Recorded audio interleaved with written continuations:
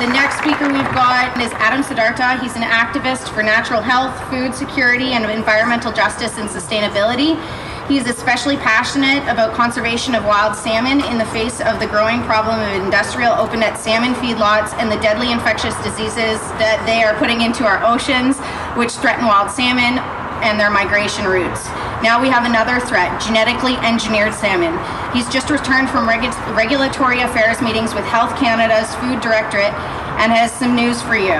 He writes a column in Common Ground magazine called Wild Salmon Warrior News.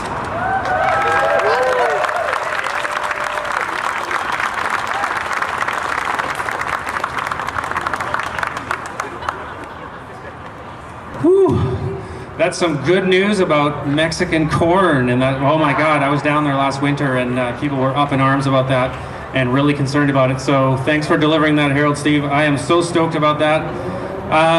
Before I talk, I think we're gonna march pretty soon. Hey, Lily? After you speak.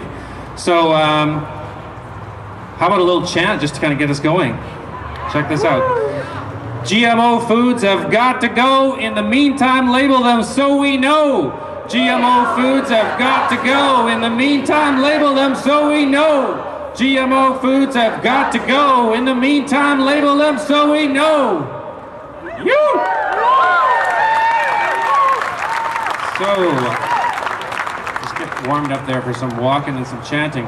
I got some notes here that I might refer to.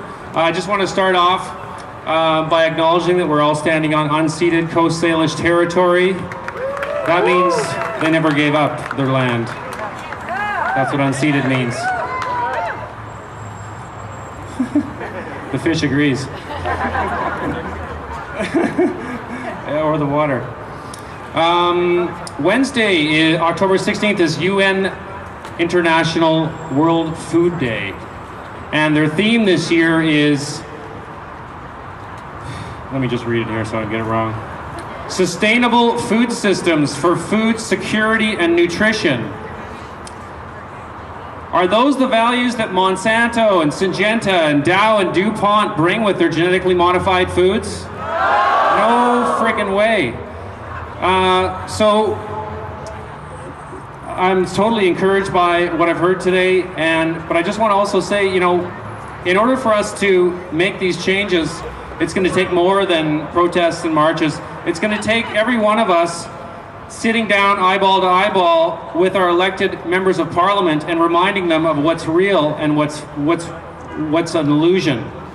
It's going to take sitting down and reminding our MPs that the Union of BC Municipalities voted to make BC GMO free. And it's going to take us reminding them that the provincial government, after this decision, passed the buck back to the federal government saying it's not our jurisdiction. It's going to take you and me and everyone we know sitting down with them, writing letters to them, phoning them, emailing them, and reminding them of their duty to uphold justice for our food, for our environment, for our children's future. As Lily pointed out, I just came back from the Canadian Health Food Association's annual expo in Toronto, where I had the opportunity to meet an amazing young woman named Rachel Parent. Some of you may have heard of her. She's 14 years old. She speaks with poise and she speaks with authority, and she just trounced Kevin O'Leary on the Lang and O'Leary show on CBC on GMO. Did you see that? She is also she told me she just got an invitation from Vandana Shiva to go to speak to the people in India. India, one of only 4 countries that's been sucked into growing genetically modified foods. India, Argentina, the United States, and you guessed it, Canada. The other thing that happened at the Canadian Health Food Association Expo, before the Expo, in regulatory affairs meetings with Health Canada and Environment Canada, Agriculture Canada, I had a question for them about genetically engineered salmon. This is not a genetically engineered salmon. This is a human heart expressing his love for salmon. That's what this is. My good friend Jay Peachy. When I started writing Wild Salmon Warrior News, an idea that Jay and I came up with and out of that came Wild Salmon Warrior All-Star Indigenous basketball team. I don't know, some of you might have seen them August 31st Kids Beach, where they handedly trounced the Vancouver Police Department. Nice one for the salmon. Yeah. Maybe the police took a dive. No, I don't think so. No, these players are amazing. Jay also hosts Wild Salmon Warrior Radio Tuesdays at 10:30, 90.1 FM CJSF Radio. Check it out. Anyways, back to GM Salmon. So, for the last 3 years, a company called Aqua Bounty has been genetically modifying Atlantic salmon eggs, inserting the gene of a poot, an ocean poot, which is a very ugly eel-looking creature that sits on the bottom and hides under a rock until it's time to spawn. They put those genes and the genes of a Chinook salmon into an Atlantic salmon, and their plan is to grow these eggs in a facility in Prince Edward Island and then ship the little Franken salmons to a facility in Panama, grow them to market size, and then ship them back to us and sell them.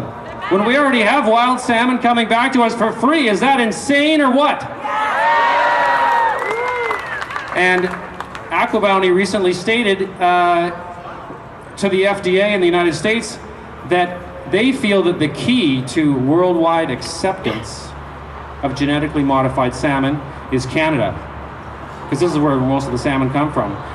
We are the people who understand what salmon is, what a true gift it is, what a miracle of creation it is.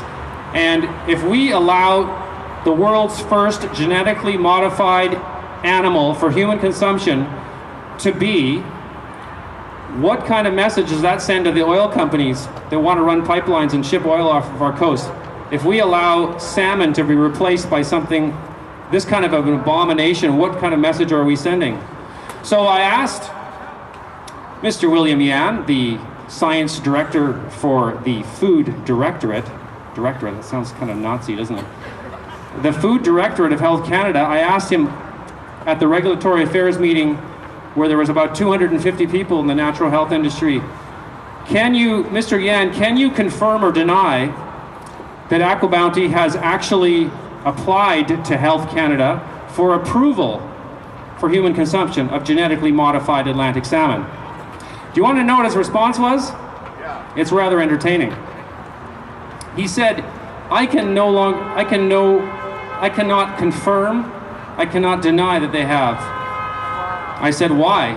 He said, because we cannot disclose whether or not their application is in the approval process, because it might give their competitors an advantage in letting the Canadian public know that they have applied for approval. I said, so what you're telling me is that the stated mandate of Health Canada, quote unquote, protecting the health and safety of Canadians, comes after protecting the long-term profits and viability of biotech. Is this what you're telling me? He didn't say anything.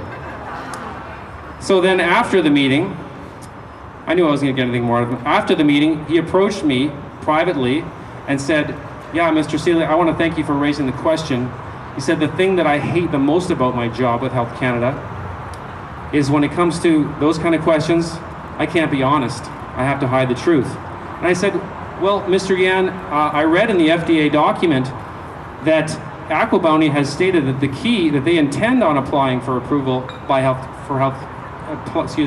they intend on applying for approval from Health Canada imminently, because they feel that it's the key to worldwide acceptance of genetically modified salmon.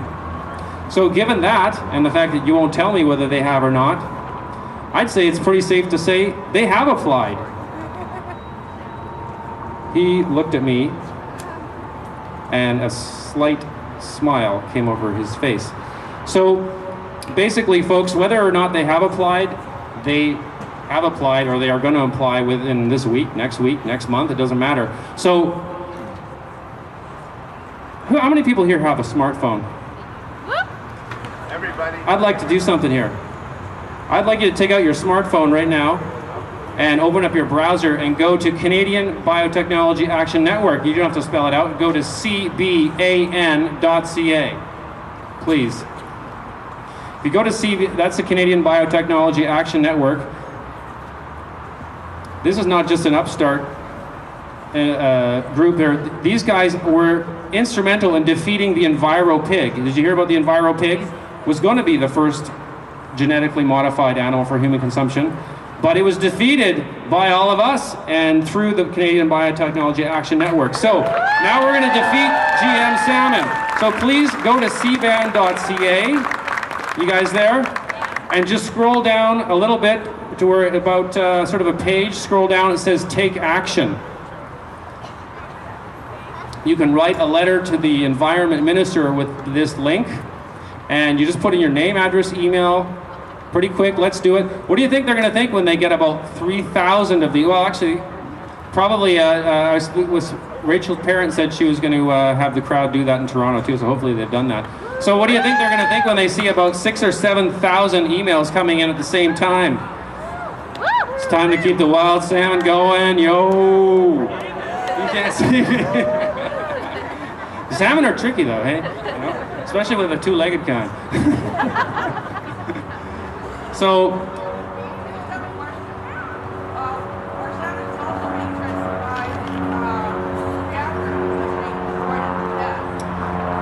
yes, the wild card in all this, of course, is Fukushima. There was an article that came out by David Suzuki yesterday. He says that the World Health Organization says that the amount of radiation is not going to harm us, at least in the next year or so. So this is the wild card. And I don't know if I can believe the World Health Organization, but for now we need to protect our wild salmon, and they're getting decimated already by open net industrial salmon feedlots and their diseases and parasites. So please also go to departmentofwildsalmon.org and get involved with that as well in protecting wild salmon. So I'm going to wrap up here. Thank you so much for organizing this. You're amazing. First job. Can I hear it for Lily?